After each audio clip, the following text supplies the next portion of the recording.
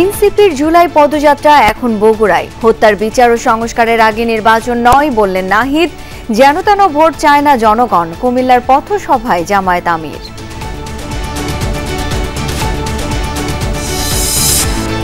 ট্রাইব্যুনালে দণ্ডিতরা অংশ নিতে পারবে না নির্বাচনে, জানালেন অ্যাটর্নি জেনারেল। দ্বন্দ্ব থাকলেও আওয়ামী লীগের বিরুদ্ধে সব দলীয় ঐক্যবদ্ধ। আওয়ামী লীগ একটি নিষিদ্ধ সত্তার নাম। এই নিষিদ্ধ সত্তার সাথে প্রত্যক্ষ বা পরোক্ষভাবে যদি কেউ ভূমিকা পালন করে, তাহলে আমি নিশ্চিতভাবে বলবো সেও অপরাধে সম্পৃক্ত হচ্ছে।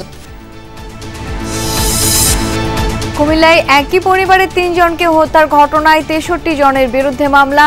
জনরোষ উস্কে দেওয়ার অভিযোগে ইউপি চেয়ারম্যানও আসামি। রাজধানীর বছিলায় বেপরোয়া ভূমিদস্যু দেলোয়ার চক্র দলিল জাল জালিয়াতির মাধ্যমে গড়েছেন সম্পদের পাহাড়। প্রতিবাদ করলেই মামলা, হামলায় হয়রানির অভিযোগ।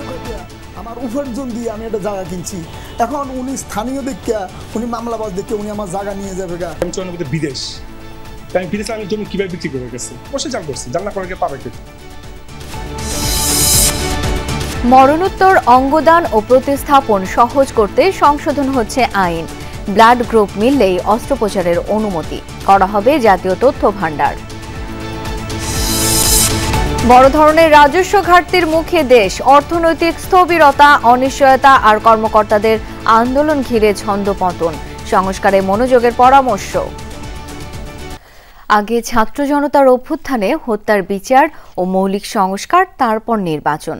বগুড়ায় জাতীয় নাগরিক পার্টির জুলাই পদযাত্রার ৫ম দিনের কর্মসূচিতে এমন মন্তব্য করেছেন এনসিপির আহ্বায়ক নাহিদ ইসলাম।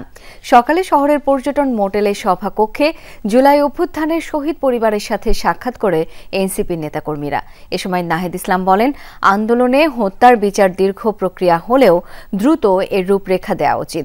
জুলাই ঘোষণাপত্রের মধ্য দিয়ে দেশের সংস্কার নিশ্চিতের তাগিদও দেন নাহিদ। পরে সেখান থেকে সাতমাথার মুক্ত মঞ্চে পথসভায় যোগ দেয় এনসিপি নেতৃবৃন্দ। তারপর শিবগঞ্জেও গণসংযোগ করবেন তারা। এরপর জয়পুরহাটে পথসভা শেষ করে নওগাঁর উদ্দেশ্যে রওনা দেবে এনসিপির গাড়িবহর। কর্মসূচিতে দলের আহ্বায়ক নাহিদ ইসলাম ছাড়াও কেন্দ্রীয় নেতৃবৃন্দের মধ্যে উপস্থিত রয়েছেন মুখ্য সংগঠক হাসনাত আবদুল্লাহ ও সার্জিস আলম। জুলাই অভ্যুত্থানের বর্ষপূর্তিতে পর্যায়ক্রমে দেশের ৬৪ জেলায় জুলাই পদযাত্রা কর্মসূচি পালন করবে এনসিপি।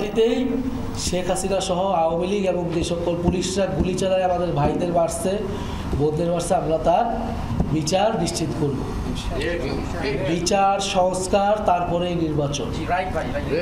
এবং বিচার বলতেছে তারা হয়তো দেরি হবে, অনেক সময় লাগে, কিন্তু বিচার শুরু করতে হবে, বিচার দৃশ্যমান করতে হবে এবং বিচারের রোডম্যাপ দিতে হবে।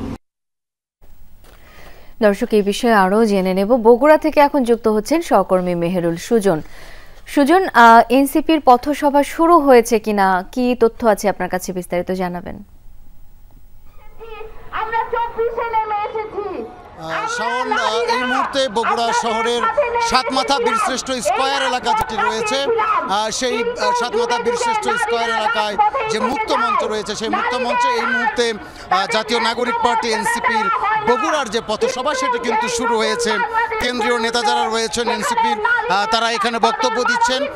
এর আগে কিন্তু শাওন, আমরা দেখেছি যে বগুড়া শহরের পলিটেকনিক ইনস্টিটিউটের সামনে থেকে আজকের যে পদযাত্রা, জুলাই পদযাত্রা এনসিপির বগুড়ার যে অংশটি, বগুড়ার যে পদযাত্রা, সেই পদযাত্রা কিন্তু শুরু করেন এনসিপির কেন্দ্রীয় আহ্বায়ক নাহিদ ইসলামের নেতৃত্বে। কেন্দ্রীয় নেতা যারা রয়েছেন তাদের নেতৃত্বে কিন্তু এই পদযাত্রা শুরু হয় এবং শহরের বিভিন্ন যে গুরুত্বপূর্ণ সড়কগুলো রয়েছে সেগুলো প্রদক্ষিণ শেষ করে এই মুহূর্তে কিন্তু শহরের কেন্দ্রস্থল সাতমাথা বীরশ্রেষ্ঠ স্কয়ার এলাকায় তারা পথসভা করছেন।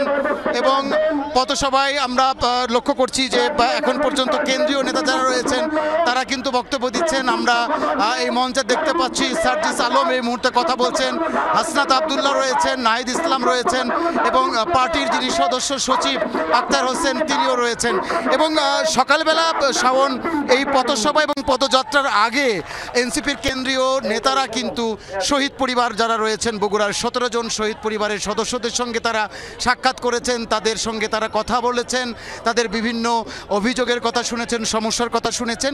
এবং তারপর কিন্তু কেন্দ্রীয় আহ্বায়ক নাহিদ ইসলাম তিনি কিন্তু স্পষ্ট করে আজকে বগুড়াতেও জানিয়ে দিয়েছেন যে আগে সংস্কার এবং তারপরে সংস্কারের পরে আসলে তারা নির্বাচন চান, এরকম দাবি কিন্তু আজকেও জানিয়েছেন নাহিদ ইসলাম। তো এখন পর্যন্ত পথসভাটি চলছে এনসিপির। এই পথসভা শেষ করে বগুড়া শহরের বাইরে অর্থাৎ শিবগঞ্জ উপজেলার মোকামতলা এবং কিচক বন্দরে আরও দুটি পথসভা করবেন এনসিপির নেতারা। এরপরে তারা এই পদযাত্রা নিয়ে জয়পুরহাটে চলে যাবেন। নিশ্চয়ই সেই আপডেটগুলো আপনার মাধ্যমে জানতে পারবো আমরা। ধন্যবাদ সুজন আপনাকে।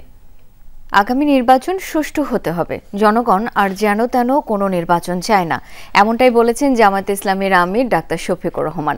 ফেনীতে একটি সভায় যাওয়ার পথে সকালে কুমিল্লা সদর দক্ষিণ উপজেলার পদুয়ার বাজার বিশ্ব রোড এলাকায় আয়োজিত পথসভায় একথা বলেন তিনি। জামায়াতের আমির বলেন, বিভিন্ন জায়গায় রাজনীতির নামে চাঁদাবাজি, লুটপাট লক্ষ্য করা যাচ্ছে। হুঁশিয়ারি দেন, দুর্বৃত্তরা যদি নিজেদের না সামলায় তাহলে জনগণই ব্যবস্থা নেবে। এ সময় নতুন কিংবা পুরাতন যে কোনো ফ্যাসিবাদী শক্তির বিরুদ্ধে প্রতিরোধ গড়ে তোলার আহ্বান জানান ডাক্তার শফিক। আমরা যেন তেন কোনো নির্বাচন চাই না। বাংলাদেশের বিভিন্ন জায়গায় ইদানিং রাজনীতির নামে যে অপকৃত উন্মাদ আমরা লক্ষ্য করছি, দলগুলোকে বলবো সাবধান হন, নিজেদেরকে সামলান। 24-এর কোটা আন্দোলনে দাবি আদায়ে বিভিন্ন সময় ভিন্ন ভিন্ন কৌশল নিয়েছিলেন আন্দোলনকারীরা। গত বছরের 5 জুলাই ছিল শুক্রবার। এদিন মাঠ পর্যায়ে কোনো কর্মসূচি ছিল না শিক্ষার্থীদের, ফলে শাহবাগ ও টিএসসি চত্বর ছিল কার্যত ফাঁকা। আন্দোলনের সমন্বয়করা জানান, তবে এটিও ছিল আন্দোলন চালিয়ে যাওয়ার একটি কৌশল। এদিন আন্দোলনকারীরা অনলাইন ও অফলাইনে তাদের দাবির পক্ষে নানা প্রচারণা চালাতে থাকেন। দাবির পক্ষে জনমত তৈরির কাজ চলে। এদিন রাজপথে কর্মসূচি না দেওয়ার আরও একটি কারণ ছিল বলে জানান জুলাই সমন্বয়করা। টানা আন্দোলনে যাতে আন্দোলনকারীরা অসুস্থ হয়ে না পড়েন সে কারণেই ছিল এমন কর্মসূচি। কেন্দ্রীয় সমন্বয়করা এদিন আন্দোলনে নতুন করে যুক্ত হওয়া সমন্বয়কদের সাথেও আলোচনায় বসেন। পরবর্তী কর্মসূচি নিয়েও আলোচনা হয় এই দিন। আমরা একটা কর্মসূচি যখন সফল করে হলে ফিরতাম বা বাসায় ফিরতাম, তখন কিন্তু আমাদের মনে হতো যে পরবর্তী কর্মসূচিতে কি আসলে মানে শিক্ষার্থীরা আসবে, এই যে একটা প্রশ্ন থাকতো মাথায়। যে কারণ আমি অনেক বেশি টায়ার্ড এবং যারা এসেছিল তারাও অনেক টায়ার্ড, সারাদিন অনেক রোদ ছিল, অনেক হয়তো বৃষ্টিতে ভিজেছি আমরা। তো তখন আমাদের ওগুলো মাথায় রেখেই কিন্তু আমাদের পরবর্তী দিনের কর্মসূচি কিন্তু আমাদের দিতে হতো, যে যাতে তাদেরকে কানেক্ট করতে পারে এবং তারা যাতে একটু সফট মনে করে যাতে তারাও আবার আসে। আওয়ামী লীগকে যারা প্রত্যক্ষ বা পরোক্ষভাবে সহায়তা করে যাচ্ছে তাদের অপরাধী হিসেবে গণ্য করে আইনের আওতায় আনার সুযোগ আছে, এমনটা জানিয়েছেন অ্যাটর্নি জেনারেল মোহাম্মদ আসাদুজ্জামান। বলেন, আন্তর্জাতিক অপরাধ ট্রাইব্যুনালে যারা দণ্ডিত হবেন তারা নির্বাচনে অংশ নিতে পারবেন না। জুলাই আন্দোলনের চেতনা বাস্তবায়নে করণীয় শীর্ষক এক বিতর্ক অনুষ্ঠানে অ্যাটর্নি জেনারেল বলেন, রাজনৈতিক দ্বন্দ্ব থাকলেও আওয়ামী লীগের বিরুদ্ধে সব দল ঐক্যবদ্ধ। মানবতা বিরোধী অপরাধে দল হিসেবে আওয়ামী লীগের বিচার করা যাবে বলে জানান তিনি। মব সন্ত্রাস নিয়ে অ্যাটর্নি জেনারেল বলেন, এটি বিচার বিভাগের প্রতি অনাস্থা নয়, বরং গত 17 বছরের ক্রোধ। তবে এই ক্রোধ সমীচীন নয় বলেও মন্তব্য করেন তিনি। আরও বলেন, জুলাইয়ের শহীদরা রাজনীতির কেউ নয়, তারা স্বৈরাচার আমলের ভুক্তভোগী হয়ে রাস্তায় নেমেছিল। সবাই নাগরিক প্রতিনিধি। সুশাসন ও ন্যায় বিচার প্রতিষ্ঠা করায় জুলাইয়ের চেতনা বলে মন্তব্য করেন রাষ্ট্রের প্রধান আইন কর্মকর্তা। আওয়ামী লীগ একটি নিষিদ্ধ সত্তার নাম। এই নিষিদ্ধ সত্তার সাথে প্রত্যক্ষ বা পরোক্ষভাবে যদি কেউ ভূমিকা পালন করে তাহলে আমি নিশ্চিতভাবে বলবো সেও অপরাধে সম্পৃক্ত হচ্ছে এবং সেই অপরাধের জন্য তাকে যথাযথভাবে আইনের আওতায় আনার যথেষ্ট সুযোগ আছে এবং আনা হবে। ফ্যাসিস্ট সরকার মানুষ হত্যা করেছেন, খুন করেছেন, গুম করেছেন এবং সেই সরকারের যে রাজনৈতিক সংগঠন তার নাম বাংলাদেশ আওয়ামী লীগ। আইনে বলা হচ্ছে সেই সংগঠনেরও বিচার করার ক্ষমতা আছে। কুমিল্লার মুরাদনগরে মা, মেয়ে ও ছেলেকে হত্যার ঘটনায় স্থানীয় ইউপি চেয়ারম্যান শিমুল বিল্লাহ সহ 63 জনের বিরুদ্ধে মামলা করেছে নিহতদের পরিবার। এতে নাম উল্লেখ আছে 38 জনের, বাকিরা অজ্ঞাত। মামলায় পরিকল্পিতভাবে পরিবারটির বিপক্ষে জনরোষকে উস্কে দেওয়ার অভিযোগ চেয়ারম্যানের বিরুদ্ধে। এরই মধ্যে গ্রেপ্তার করা হয়েছে 8 আসামিকে। এদিকে সেই ঘটনার দগদগে ক্ষত এখনও শুকায়নি। আসলে কি ঘটেছিল সেই দিন? খোকন চৌধুরীকে সাথে নিয়ে এসব প্রশ্নের উত্তর খুঁজেছেন সহকর্মী রেদওয়ান আহমেদ। ছবি তুলেছেন SRS আলী। তিনজনকে পিটিয়ে ও কুপিয়ে হত্যার ঘটনাস্থল এই 6তলা বাড়ি। এখানকার এক ভাড়াটিয়ার ভাষ্য, ঘটনার দিন সকালে বাকবিতণ্ডা চলছিল। এ সময় স্থানীয় ইউপি চেয়ারম্যানও উপস্থিত ছিলেন। এরা সিলেসিলি করতেছে, সিলেসিলি করার মধ্যে মেম্বারের গায়ের মধ্যে কলারের মধ্যে ধরার পরে সবাই উঠে দাঁড়ায় গেছে। দাঁড়াচ্ছে এরও কয়েকটা চড়তাপড় দিছে। চতুর্দিকে মানুষ ঘেরাও করে রাখছে, এরকম শব্দ পাইতেছি, সিলেসিলি করতেছে। তো তোমরা তাড়াতাড়ি বাইরে বলে আর এনে আমি গেট থেকে বাইরে জানালা সাইডে গেছি। তখন আমি নিচে দেখি যে রুবি খালার লাশ পড়ে রয়েছে। বৃহস্পতিবার করইবাড়িতে সংঘবদ্ধ পিটুনিতে নিহত রুবি আক্তার, মেয়ে জোনাকি ও ছেলে রাসেল মিয়া। রাসেলের স্ত্রীর অভিযোগ, আগের রাতেই পরিবারের সবাইকে হত্যার হুমকি দেয়া হয়েছিল। তার দাবি, ঘটনার পরিকল্পনা ও সূত্রপাত অন্তত 24 ঘন্টা আগে। স্থানীয় ইউপি চেয়ারম্যান শিমুল বিল্লাহ, তার বিরুদ্ধে অভিযোগ, তিনি ঘটনাস্থলে গিয়ে ইউপি সদস্য বাচ্চু মিয়া ও বাসিরকে উস্কে দেন মব তৈরি করে হত্যার জন্য। আমরা জানতে চাই তার বক্তব্য। আমি এটা বলছি, আমার মনে আছে 4-5বার আমি এই কথাটা উচ্চারণ করছি যে আপনারা আইন কিন্তু কেউ হাতে নেওয়ার অধিকার নাই, কেউ নেবেন না। আমি অন্যায় করি, আমার প্রশাসনের সহযোগিতা দিন, প্রশাসনের হাতে সোপর্দ করেন। আমি যে দরদাই করি, গ্রামে অসামাজিক কাজ করে আপনার গ্রামবাসী তারা প্রতিহত করে প্রশাসনের সহযোগিতা নেন, প্রশাসনকে সহযোগিতা করেন। কিন্তু এই আইন কেউ আপনি একটা টাচ করার ক্ষমতা কেউ নেই। কুমিল্লার মুরাদনগরে এই ঘটনার কয়েকদিন আগে ধর্ষণকাণ্ড আর নানা অপপ্রচার নিয়ে ব্যাপক হইচই পড়ে যায় সারা দেশে। সেই ঘটনার রেশ কাটতে না কাটতে আরেকটি নৃশংস ঘটনায় থমথমে এলাকা। পরপর এমন ঘটনার পেছনে অন্য কোনো রহস্য বা ষড়যন্ত্র আছে কিনা সেটাও তদন্ত করে দেখছেন তারা। ভিকটিম তার বড় মেয়ে মামলা করেছেন এবং এজাহার দিয়েছেন এবং মামলা হয়েছে। বাবুল মিয়া এবং সবির মিয়া, দুজন আসামি গ্রেপ্তার করেছি এবং আমাদের অভিযান অব্যাহত আছে। পুলিশ বলছে, রুবি আক্তারের বিরুদ্ধে একাধিক মাদক মামলা আছে, তবু এ ধরনের মব ভায়োলেন্স অগ্রহণযোগ্য। অপরাধ করে কেউ যদি পার পায় তবে এর বিচার কি হবে জনতার হাতে? খুন কি তখন জায়েজ হয়ে যায়? এমন নানা প্রশ্নই ঘুরপাক খাচ্ছে জনমনে। কুমিল্লার মুরাদনগর থেকে রেদওয়ান আহমেদ, যমুনা নিউজ। প্রথমে জমি দখল, পরে মালিকের বিরুদ্ধে মামলা দিয়ে শুরু হয় হয়রানি। বলছি, মামলাবাজ ভূমিদস্যু হিসেবে খ্যাত রাজধানীর বসিলা এলাকার দেলোয়ার হোসেনের কথা। জমির দলিল জালিয়াতি করে কোটি কোটি টাকার সম্পদের মালিক হয়েছেন, তার বিরুদ্ধে রয়েছে এই অভিযোগও। সিআইডির একটি প্রতিবেদনে মিলেছে জালিয়াতির তথ্য প্রমাণও। আশিক মাহমুদের প্রতিবেদন, ছবি তুলেছেন নির্মল চন্দ্র। সিঙ্গাপুর প্রবাসী মোহাম্মদ জসিম 2009 সালে প্রবাসের কষ্টার্জিত টাকায় রাজধানীর বসিলায় এক খণ্ড জমি কেনেন, এরপর ফিরে যান সিঙ্গাপুরে। জসিমের অভিযোগ, প্রবাসে থাকার সময় 2015 সালে জমিটি দখল করে নেন দেলোয়ার হোসেন। শুধু জমি দখল করেই বসে থাকেননি দেলোয়ার, উল্টো জসিমের বিরুদ্ধে মামলা ঠুকে দিয়েছেন। আমি মনে করেন কষ্ট করি প্রবাসে থাকিয়া আমার উপার্জন দিয়ে আমি একটা জায়গা কিনছি। এখন উনি স্থানীয় দেখিয়া, উনি মামলাবাজ দেখিয়া উনি আমার জায়গা নিয়ে যাবে গা। আমার জায়গা দখল করছে, আমি তার নামে মামলা করার কথা, সে উল্টে আমার নামে মামলা করছে। মানে উনি নাকি মামলা করি এভাবে মনে করেন মানুষকে হয়রানি করলে মানুষ তখন মনে করেন ওই যে যারা ভদ্রলোক তারা তো মনে করেন এরকম, আর প্রবাসী হলে তো আরও ওনার সুবিধা। পরিশেষে ওই মামলাটা সে হারিয়ে গেছে, উনি আবার মনে করেন আরেকভাবে মামলাটা করে রাখছে যাতে আমি জায়গাটা না বিক্রি করতে পারি। সরজমিনে দেখা যায়, দখল করা জমিতে দেলোয়ার 3 তলা একটি বাড়ি করেছেন, নাম দিয়েছেন বড় বাড়ি। বাড়ির পাশে মার্কেটও করেছেন দেলোয়ার। স্থানীয়দের সাথে কথা বলে জানা গেছে, 16 কাঠা জমির ওপর গড়ে তোলা মার্কেটটির জায়গাও অন্য এক প্রবাসীর। কথা হয় ইমতিহান হোসেন নামের সেই প্রবাসীর সাথেও। আমি 1991 সালে বিদেশ গেছি, এরপর আমি রিটার্ন করি নাই কোনো সময়, আমার পাসপোর্টে কোনো রিটার্ন কোনো ইয়া নাই। 2001 সালে আমি আসছি, উনি আমাকে 94 সালে দেখাচ্ছে আমি বিক্রি করছি, কিন্তু আমি 94-তে বিদেশ। আমি বিদেশে আমি জমি কিভাবে বিক্রি করে গেছে, অবশ্যই জাল করছি, জাল না করে পাবে কে? এই জালিয়াতির বিষয়ে মামলা করেছেন ইমতিহান, যার একটি প্রতিবেদন দিয়েছে সিআইডি। এই প্রতিবেদনে উঠে এসেছে দেলোয়ার হোসেনের জালিয়াতির প্রমাণ। এখানেই থেমে থাকেননি দেলোয়ার, মার্কেটের পেছনের 15 কাঠা জমিও জোর করে দখলের পায়তারা করছেন। এর জন্য জমির মালিকদের বিরুদ্ধে একের পর এক মিথ্যা মামলা দিচ্ছেন। আমাদের মামলা আছে 2টা আর 4টা মামলা এখন আছে। 4টা মামলা দিছে কেন এখন উনি ভালো বলতে পারে। আমরা তো আমরা এই জমিতে আছি, জমি কিনছি, এটা আমাদের অপরাধ। অনেক হয়রানির মধ্যে আছি। এই একটা মামলা এখনো রানিং আছে। এই যে আজকে এই কথা বলতেছি আপনার সাথে, এটা দেখার পরে আবার যে মামলা হবে না এটার কোনো গ্যারান্টি নেই। হ্যাঁ, তো হতে পারে। এই আপনার এই যে ইট চুরি, রড চুরি, আমি একটা হাউজিংয়ের চেয়ারম্যান ছিলাম, ইট রড চুরি করার লোক বলেন, এইসব মামলা দিয়ে উনি হয়রানি করেন। স্থানীয়রা জানিয়েছেন মোহাম্মদপুরে ঘর জামাই থাকেন দেলোয়ার। মামলাবাজি আর জাল জালিয়াতি করেই কোটি কোটি টাকার সম্পদ গড়েছেন তিনি।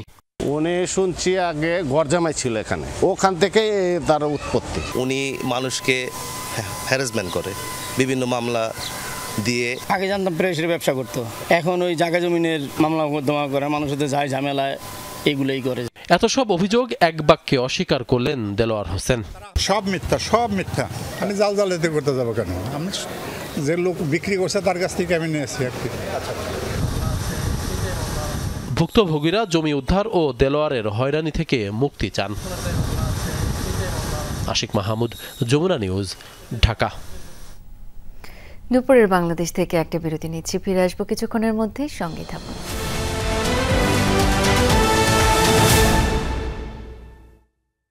বেকারত্ব হ্রাস, দারিদ্র্য দূরীকরণ এবং কার্বন নিঃসরণ কমিয়ে আনতে মুসলিম দেশগুলোকে একজোট হয়ে কাজ করার আহ্বান জানিয়েছেন পরিবেশ উপদেষ্টা রেজওয়ানা হাসান।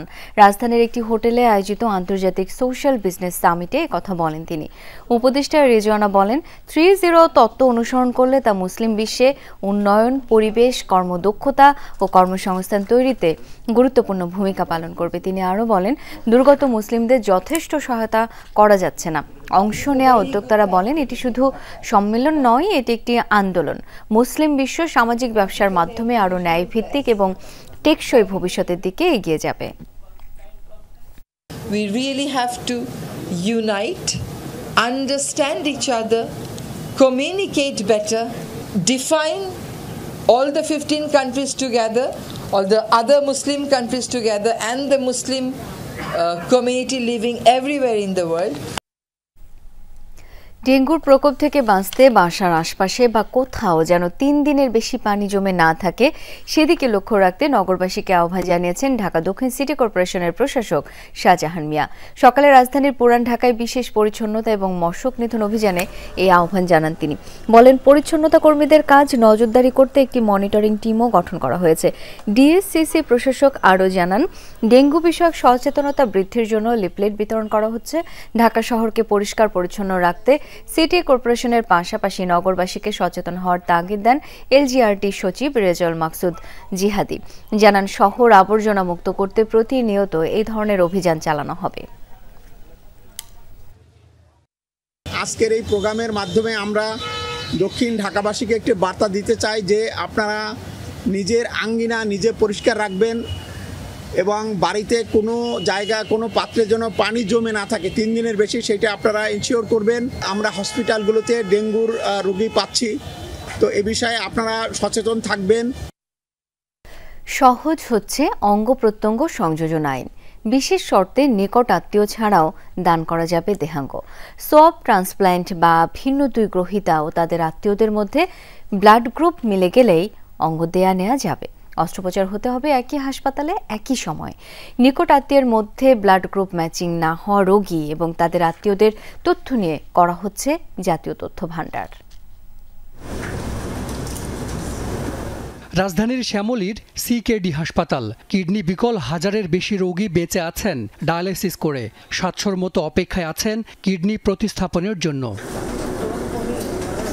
দেশে সবচেয়ে বেশি প্রতিস্থাপন হয় কিডনি, এরপরেই আছে চোখ ও লিভার, কিন্তু প্রতিস্থাপনের হার খুবই কম। এক্ষেত্রে বড় বাধা আইন।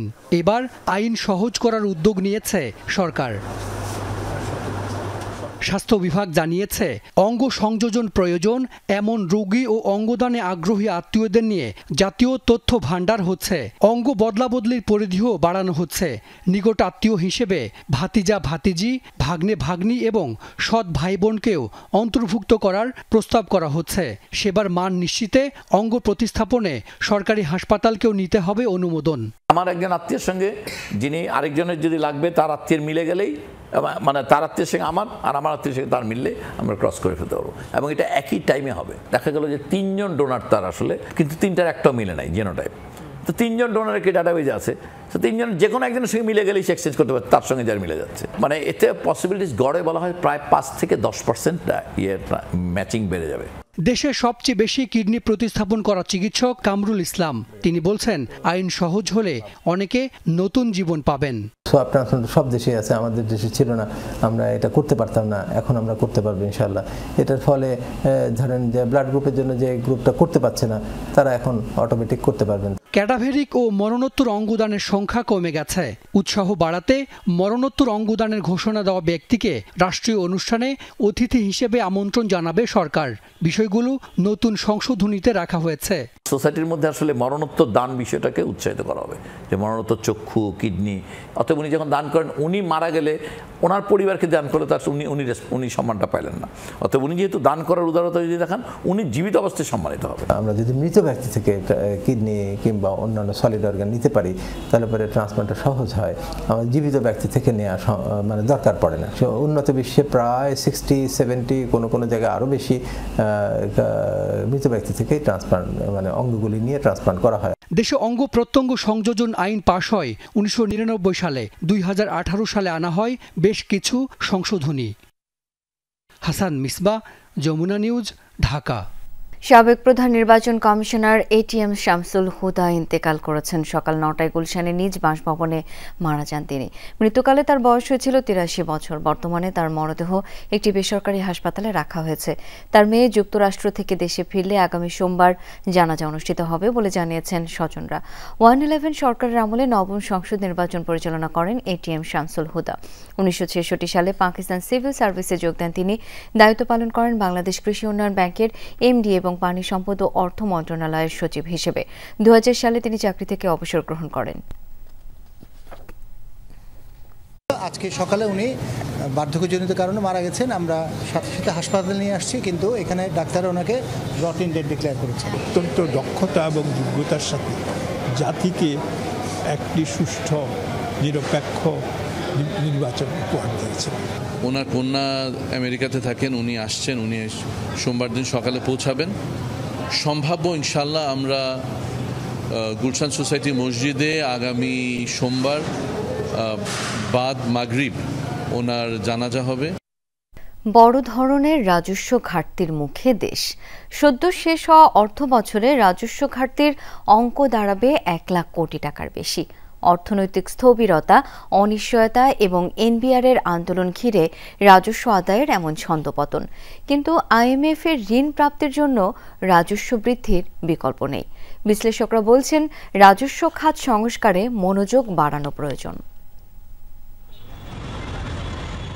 বড় ধরনের রাজস্ব ঘাটতির মুখে পড়েছে NBR। বলা যায় লক্ষ্য অর্জনে এক প্রকার হোঁচট খেয়েছে। উন্নয়ন কর্মকাণ্ড ত্বরান্বিত এবং IMF এর চাপ সত্ত্বেও মেলেনি কাঙ্ক্ষিত সাফল্য। অর্থবছরের মাঝপথে হঠাৎ ঢালাও কর বৃদ্ধি করেও বাড়েনি রাজস্ব আদায়। গেল অর্থবছরের মূল বাজেট এবং সংশোধিত লক্ষ্যের তুলনায় ঘাটতি 1 লাখ কোটি টাকার বেশি। মূল বাজেটের চেয়ে ঘাটতি দাঁড়িয়েছে 1,19,000 কোটি টাকা, আর সংশোধিত বাজেটের লক্ষ্য থেকে ঘাটতি 1,02,000 কোটি টাকার বেশি। আমরা যারা প্রতিনিয়ত কর দেই তারা প্রতিনিয়ত দেখছি যে আমাদের উপরে চাপটা বেশি যাচ্ছে। এইটা বাড়তে থাকলে তো আমাদের জন্য খুবই অসুবিধাজনক। GDP গ্রোথ হলে তো ট্যাক্সটাও বাড়তে হবে, কিন্তু হচ্ছে না। এখন সরকার বলছে যে বা NBR বলছে যে কিছু কিছু যে ট্যাক্স বেনিফিট দেওয়ার আছে সেগুলি ছাড় দেওয়া আছে, সেগুলির জন্য হয়েছে। হতে পারে, কিন্তু সেটা তো এই বাজেটে অনেকগুলি কমিয়ে দেওয়া হয়েছে। অর্থবছরের শেষ মাসে লাগাতার আন্দোলন করে NBR সংস্কার ঐক্য পরিষদ। প্রথমে কলম বিরতি, তারপর আসে কর্মবিরতির ঘোষণা। ব্যবসায়ীদের মধ্যস্থতায় শেষ হয় কমপ্লিট শাটডাউন কর্মসূচি। এর ফলে রাজস্ব আদায়ে নেতিবাচক প্রভাব পড়েছে। জুনে একটা লাস্টের দিকে বেশ কিছু রেভিনিউ আছে। এবার তো NBR যে কর্মচারীরা যে আন্দোলন করছে সেখানে কিছুটা হলে তো ক্ষতিগ্রস্ত হয়েছে। সামগ্রিকভাবে স্টেবল সিচুয়েশন ছিল না। ট্যাক্স নেটটা বর্ধিত না করার জন্যেই এইগুলি হচ্ছে যে আপনার ট্যাক্স জিডিপি রেশিও বাড়ছে না। IMF ঋণের অর্থ ছাড় করতে হলে NBR এর সংস্কার এবং রাজস্ব বৃদ্ধির বিকল্প নেই, কিন্তু নানা চেষ্টাতেও NBR এ ফিরছে না স্বাভাবিক অবস্থা। এই যে স্থবিরতা, এইটার মধ্যে থেকে একটা মিনিমাম টার্গেট দেওয়া উচিত। হ্যাঁ, যার ফলে ওই এত % বেশি দিলাম, পারবে না, জানি আমিও পারবে না, লাভ কি? তো এইটা আপনার মাথায় রেখে কাজ করতে আমার মনে হয় যে এই টার্গেট এগুলো অ্যাচিভ করা কঠিন হবে, কারণ অর্থনীতিকে চাঙ্গা না করতে পারলে হবে না। নানা অনিশ্চয়তার মধ্যে নতুন অর্থবছরের জন্য ধরা হয়েছে বড় রাজস্ব লক্ষ্য। রিমন রহমান, যমুনা নিউজ, ঢাকা। যান্ত্রিক ত্রুটিতে পড়া বিমান সরিয়ে নেওয়ার পর আবারও সচল হয়েছে চট্টগ্রাম শাহ আমানত আন্তর্জাতিক বিমানবন্দরের রানওয়ে। সকাল 9:30টায় অবতরণের পর যান্ত্রিক ত্রুটির কারণে রানওয়েতে আটকা পড়ে বাংলাদেশ বিমানের একটি উড়োজাহাজ। কর্তৃপক্ষ জানায়, সৌদি আরবের মদিনা থেকে 387 জন হজ যাত্রী নিয়ে দেশে ফিরছিল বাংলাদেশ বিমানের ফ্লাইট BG138। অবতরণের পর রানওয়ে 23-এর প্রান্তে পৌঁছলে যান্ত্রিক ত্রুটি ধরা পড়ে। এতে প্রায় 2 ঘন্টা বন্ধ থাকে রানওয়ে। এ সময় নিরাপদে সরিয়ে নেওয়া হয় যাত্রীদের। পরে ত্রুটি সারিয়ে বিমানটি এপ্রনে নেওয়া হলে আবারও রানওয়ে সচল হয়।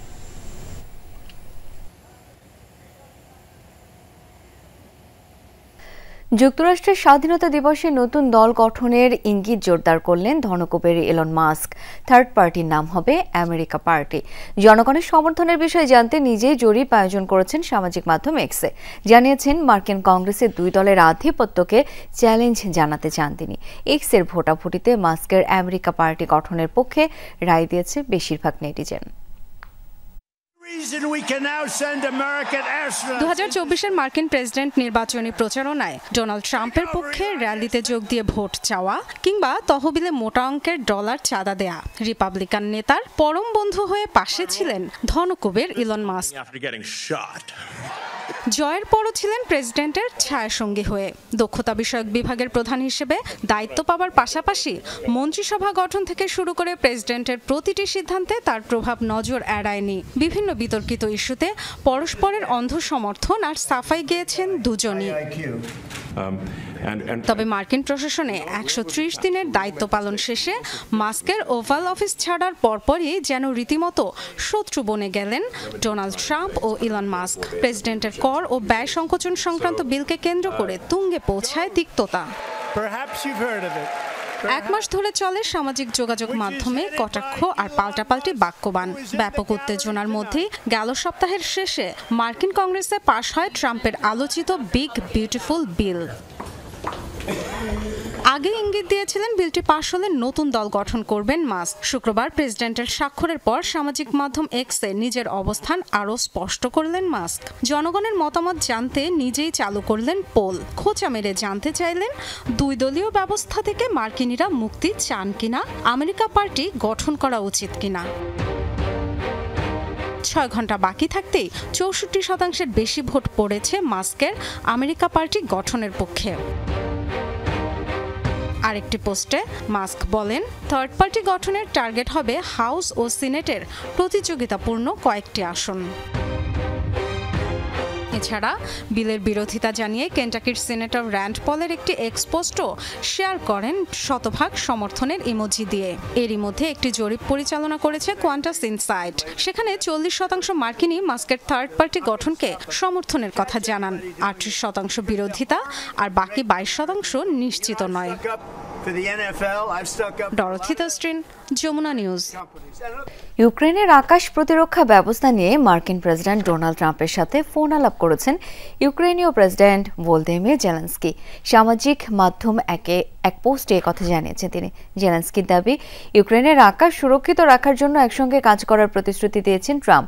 প্রতিরক্ষা শিল্পের সক্ষমতা এবং যৌথভাবে অস্ত্র উৎপাদনের সম্ভাবনা নিয়েও আলোচনা হয়েছে 2 নেতার মাঝে। এছাড়াও আলোচনায় পারস্পরিক সরঞ্জাম ক্রয় ও বিনিয়োগ, কূটনৈতিক পরিস্থিতি এবং যুক্তরাষ্ট্র সহ আন্তর্জাতিক অংশীদারদের সঙ্গে ইউক্রেনের সহযোগিতা সম্পর্কেও আলোচনার কথা জানান ইউক্রেনের প্রেসিডেন্ট।